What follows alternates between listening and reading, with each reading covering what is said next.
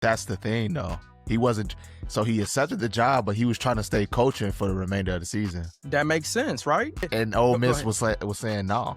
Absolutely not, because you're going to LSU, you're going to a rival team in the SEC, you have to play against them, you're recruiting against them. Why would they allow you to stay and coach? But then on the flip side, LSU like, yeah, bro, go ahead, finish the season because it adds recruiting value. Let's say hypothetically, Ole Miss makes a run and they fuck around and win a national championship or get close. Now he can tell guys like, hey, look at what I did. Hey, if you want to win, if you want to contend, come to LSU. So it's like, why would we give you the opportunity to raise your stock and raise the value?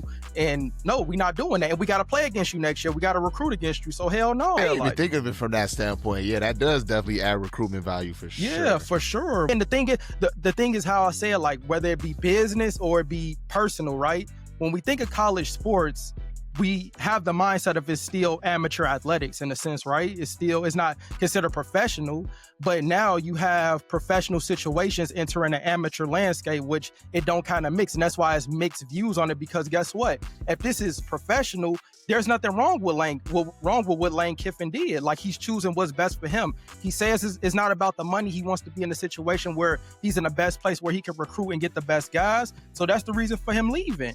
But if we're looking at it through an amateur scope, it's like, damn, that's fucked up. Like, you done had these young athletes commit to you and your process and your system and bust their ass in the summertime through the season, do everything you want them to do to compete for a national championship, and they believed in you, and you just bail out.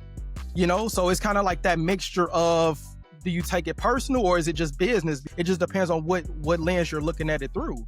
You know, so if you could fire me when you want, why the hell can't I leave when I want? But the more the more college football becomes a business, the less kind of empathy I have, where I'm not looking at it through an amateur scope. I'm looking at it through a professional lens, where it's like, okay, it's just business. If he felt this was a better opportunity, he has every right to leave. Like, who could knock him for that? If this is what college football has become, essentially. Even him creating an ultimatum for the staff, it's like, okay, if you wanted to stay and contend for the national championship and quote unquote finish the job, and they told you no, how could you expect now all of the assistant coaches who've committed to the athletes and to the process and to the system be like, all right, you know what, I'm with you, we out of here.